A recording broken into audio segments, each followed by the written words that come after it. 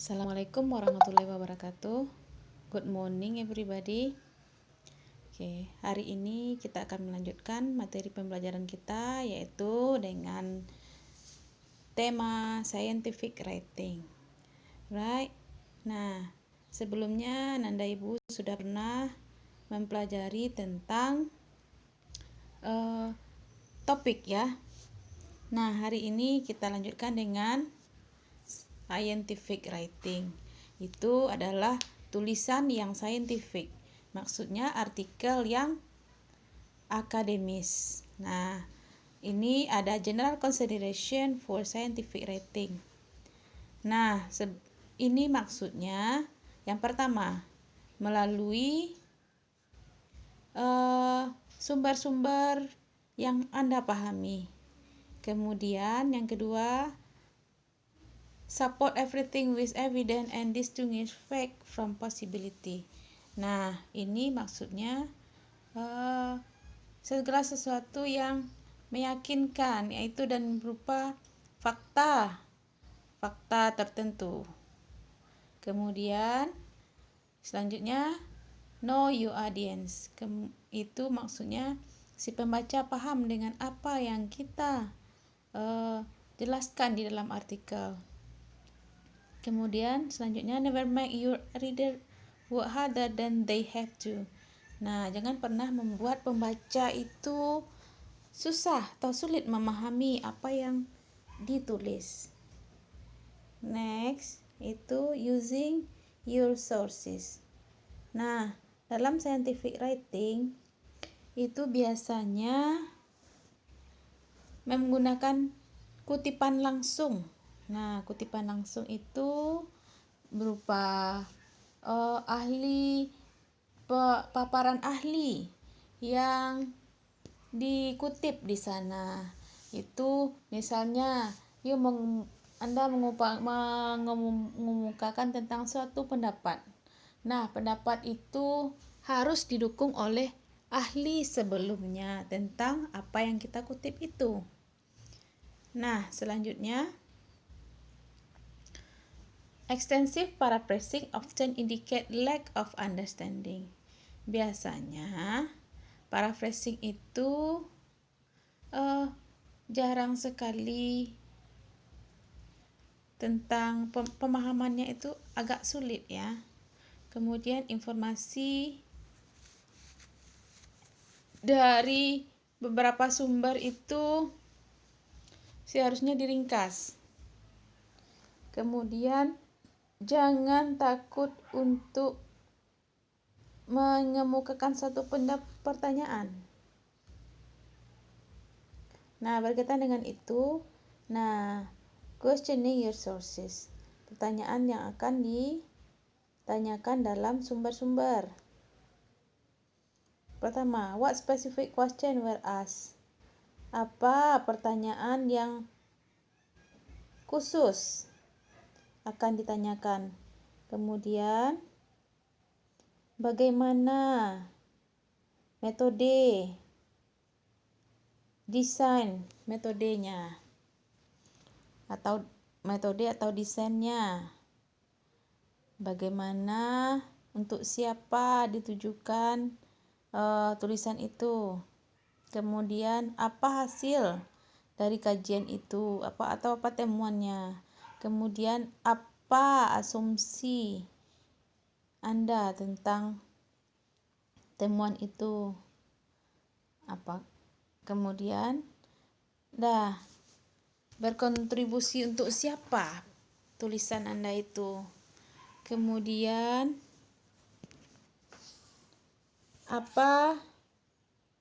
aspek apa saja dari pertanyaan itu? Selanjutnya, mendukung, support everything with evidence. Biasanya semua statement, baik itu pendapat atau fakta, itu membutuhkan supporting informasi tambahan yang mendukung. Ada ya seperti peer review jurnal itu merujuk ke jurnal atau penelitian-penelitian sebelumnya, atau itu kebijakan pemerintah. Oke. Bedakan antara pendapat, fakta, atau kemungkinan, statement atau pernyataan di dalam tulisan akademis atau paper kah atau artikel, itu menunjukkan fakta ya. Kemudian you may form an opinion but can you support it scientific standard. Nah, bisa itu berupa pendapat, tetapi Anda harus mendukungnya dengan sesuatu yang ilmiah. Kemudian menggunakan kata kerja seperti suggestion, seperti saran, exhibit, kemungkinan, sesuatu pendapat, poin, kemudian itu ada kemungkinan apakah X atau Y, itu berupa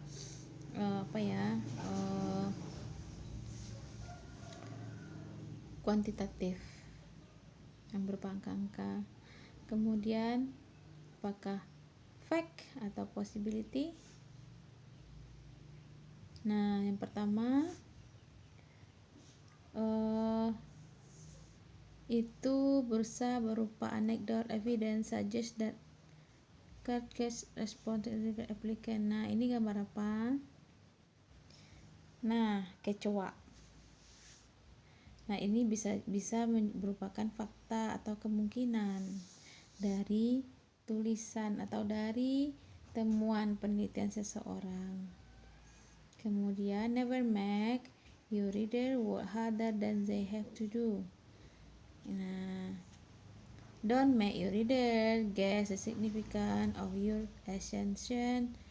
Nah, maksudnya di dalam tulisan itu harus dijelaskan manfaat dari penelitian kita, kemudian itu yang ditulis. Kemudian pendapat-pendapat atau poin yang logis ya. Kemudian mesti jelas, mesti tepat dan concise, tepat sasaran. Kemudian itu seriously, betul-betul, be concise ya. Kemudian ada sebuah ahli menyatakan write to illuminate, not to impress. Nah, tulis sesuatu yang pasti, tapi tidak pasti. Gunakan bahasa yang sederhana ya. Kemudian dalam menulis, concise writing, mesti analisanya jelas. Kemudian audience expectation. Nah, dalam menulis itu mesti ada istilahnya introduction, itu kata pengantar. Kemudian dijelaskan metode atau materinya, metodenya dengan cara apa. Kemudian ada hasilnya, kemudian ada temuan atau hasil, kemudian itu didiskusikan berkaitan dengan teori. Oke, introduction. Nah, introduction itu biasanya ditulis dengan situasi yang present, situasi saat ini. Nah, itu ada bagian yang pertama, dan latar belakang itu berupa informasi, berupa isu, latar belakang Anda menulis itu. Kemudian ada argumen ya, seperti teori yang ahli yang menyatakan tentang apa latar belakang Anda menulis itu. Kemudian stick the point, only include information that is directly relevant. Nah, dalam menulis latar belakang itu sebaiknya hanya mengutip informasi yang relevan terhadap tulisan kita. Nah, metode atau materials. Nah, metode itu biasanya ditulis dalam past tense. Kemudian evaluate level of detail enough reply your result without overwhelming your reader. Nah, itu informasinya itu level itu mesti seimbang ya. Informasinya tanpa membuat pembaca bingung. Nah, yang harus diingat adalah mesti tepat. Nah, selanjutnya bagaimana Anda mengumpulkan informasi, dari mana didapat? Berarti di sana ada berupa fakta, ada berupa realita seperti tempat Anda mengangkat cerita itu kajian yang akan ditulis. Kemudian consider any factor that may have influenced your result. Nah, selanjutnya result usually write in the past tense. Itu hasil temuan, tulisan. Kemudian apa yang telah Anda temukan dituliskan di sana. Kemudian tampilkan temuan itu tanpa ada interpretasi, pendapat. Kemudian don't exclude information even it conflicts your expectation or your hypothesis. Jangan pernah mengeksklusif informasi. Jangan. Maksudnya tulis apa yang Anda temukan. Jangan pernah ada apa adanya.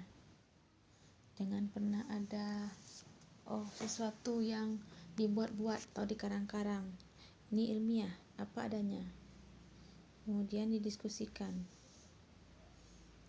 Nah, penulisannya itu dalam present. Ada apa yang Anda telah temukan tadi dilaporkan. Itu dalam situasi saat ini, present ya. Tenses yang kita gunakan adalah present. Kemudian what the result mean. Nah, apa yang Anda harapkan dan kenapa? Kemudian did the result match with expectation?